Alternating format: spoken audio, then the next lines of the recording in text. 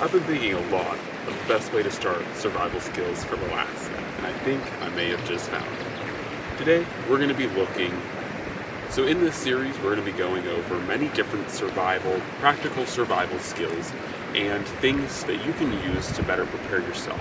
And this is going to be based on my experience with survival, bushcrafting, hunting, and hiking, all in Alaska. So, on this part of survival skills from Alaska, we're going to be talking about survival kit selection or survival gear selection that you can use to help better yourself should you find yourself in a survival situation. Let's get into it. So just like many of my journeys that end up becoming videos, they come out of a level of frustration or a level of lacking in the community, and this is no different. Now, when I talk about gear selection, and ultimately when I talk about survival as a whole, I want to make this very clear, this part, that the entire purpose, the reason why we practice, the reason why we have the gear we have, and the reason why we build the plans that we do is ultimately for our rescue. And so before we get into the three primary elements of what your kit should have, the most key point that everything is hinged upon is rescue. If you don't get rescued, if you can't signal for help, there is no reason for anything else. You can have the best shelter, the best fire, the best water supply, everything can be going dandy, but if you don't get rescued, you might as well be dead on arrival. So I want to make it very clear that the most important part of any survival kit, regardless to what else is in it, is the ability to signal for rescue or to get rescued. And so before we jump into some of these survival kits and talk about some options, the most important thing that you should include in your survival kits are the ability to make signal fires and the ability to signal for help through signal mirrors and through whistles. These are some of the most basic, core, fundamental things that are not fine motor skills. They're very gross motor skills. It doesn't take much to use a whistle. It doesn't take much to start a fire. It doesn't take much to use a signal mirror. And so we should be aiming after these things. Ultimately, the best thing would be a personal locator beacon too. That would be a great option to include into a survival kit. But ultimately, at the core of everything, you want to be able to signal and get rescued. If you can't get rescued, then like I said, everything else you're doing is ultimately a moot point, and you might as well die, because truly rescue and getting out of there is the entire point of survival. And the successful survivalists are those who get rescued, not the ones who die in the woods from loneliness. That being said, when we think about rescue, we have to focus on the first 72 hours, because at least here in Alaska, the Alaska State Troopers will search for about 72 hours, and specialized search and rescue teams will search anywhere from 3 days, 72 hours, to 10 days. And so that is your window of opportunity to get rescued. You have about 3 to 4 days from the time that search and rescue is activated to the time that they will start to give up their search. So those first 72 hours are the most important time for you to get rescued and for you to signal for rescue. So using the devices we just mentioned and other signaling devices, if you have them, that should be pretty well getting you on your way to getting rescued. Now, what do you do in the meantime? Obviously, rescue is almost never instantaneous. It almost always takes at least a few hours. And depending on your type of situation, on a day like today, rescue may not be, or some of these three components may not be as important, because you can probably weather this weather okay and get out. But there are three things you should consider should you have to wait a little bit longer, or should your conditions be a little bit more inclement. So the first one is going to be fire. Fire is one of the most important things because it provides a level of heat. It provides a level of being able to purify water, being able to cook food if necessary. It also can help battle back bugs if they're particularly bad where you are. And at the core of it, fire has a level or component of comfort that just cannot be matched any other way. There's nothing that really warms the soul than a good fire.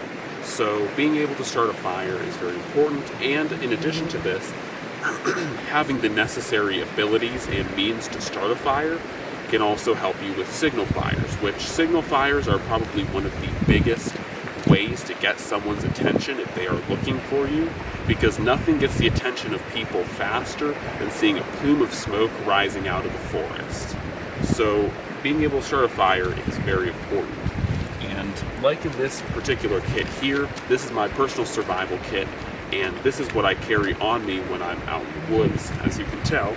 And what I use for this one is I try to keep it very basic and very easy, but I use 3 different methods, or I have 3 different methods should I need them. So, and as always, I would recommend when we're talking about fire that you carry multiple different methods. As the old adage goes, 2 is 1, 1 is none.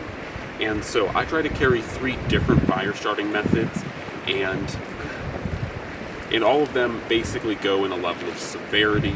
If I really don't need a fire, but I kind of want a fire, I have a good old ferro rod. It's pretty easy to use. So the ferro rod's a pretty easy to use system, but it also is a best case scenario. The ferro rod does require a lot more prep time than some of the other items we're going to mention.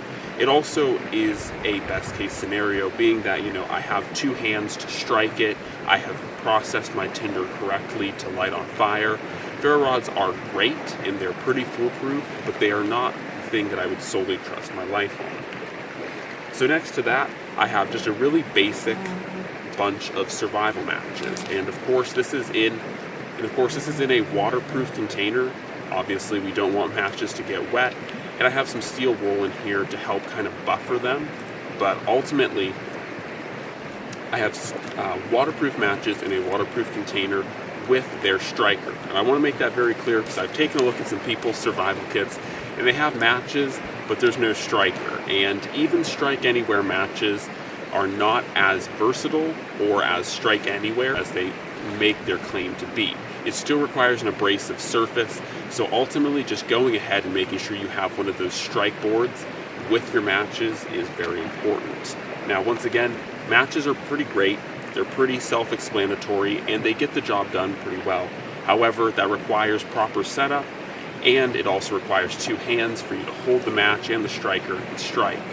So the last one I have is a little peanut lighter. Now this, once again, is also in a waterproof container. It is O-ring sealed, and it works pretty well. However, what I like is, so this one's completely one-handed. I can unscrew the cap with one hand. I can unscrew the cap with one hand. I can strike the lighter with one hand, and I can start fires one-handed, if that should come down to it. In addition to this, it's pretty gross motor skills. There isn't anything fine-toothed about this, and it's a pretty easy setup to field. Okay, so those are the basics to fire starting, and once again, I try to keep multiple different options for multiple different situations and levels of motor skill. Once again, the ferro rod is pretty good if I have a fine level of motor skill and I have the ability of both hands to properly prepare tinder and strike it. However, I like the lighter because if things do happen, if I do lose the ability to use one arm, or if I need something that is going to have an instant flame, the lighter's right there. So that is fire. Now the next thing we want to focus on is shelter, because in some cases fire is great but is not enough to protect yourself from weather. Once again, if it's sheer downpour, you're going to want something a little bit more. And one of the biggest things that I try to emphasize for people is clothing is the first level of shelter. It's the best level of shelter you have as well, because it's what's on you. It doesn't require any additional calories to go out, or additional time or calories to go out and construct. It's right there on you, or hopefully by you. So this is one of those points that you want to make sure that you either have the appropriate clothing for inclement weather. You want to make sure that you have proper clothing either on you already or in your backpack or somewhere close by to where you can get it. Because like I said, clothing is going to be your first, easiest, and best protection.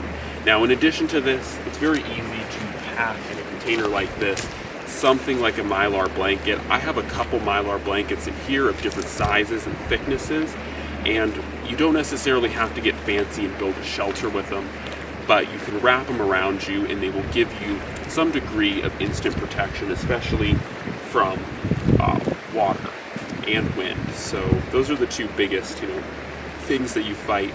So the last thing is water. So water is pretty important, and similarly to clothing, water can also be something that you easily pack with you. But something like this little Grail Geopress, this is something you can fill at your house, carry with you on a little carabiner. And the cool thing about the Geopress, though this is no sales pitch for it, is you do have the ability to filter water with you. And you do have the ability to filter water with you right here. So it's something that you can pretty easily pre-game, but if you don't want to go with something like that, you can also carry pretty minimalistic setups, such as you've seen with the Life Straw being underneath my PSK, a few condoms or a few plastic bags in here to collect water and drink that water through something like a Life Straw. There's many different options for water purification. In addition, you can also use iodine tablets. Redundancy is always key. I always keep iodine tablets in here with plastic bags for water, in addition to whether I'm carrying the Life Straw on it or if I'm carrying something like this Grail Geopress. So it's pretty easy to keep a good setup for water, and especially nowadays with how easy water filters and how small they are or how built in they are to other systems, it's pretty easy to carry some systems that are pretty basic and will give you adequate water once again for 72 hours. So keep that in mind, and those are the three biggest core components: fire, shelter, and water. Those are the biggest components you want to focus on, and there's very easy ways to have those. You don't necessarily have to focus on something like the 5 C's of survivability, because a lot of that is unnecessary and over the top. You don't necessarily need cordage for 72 hours, though it would be helpful. And things like combustion are things you want to focus on: cutlery and cover.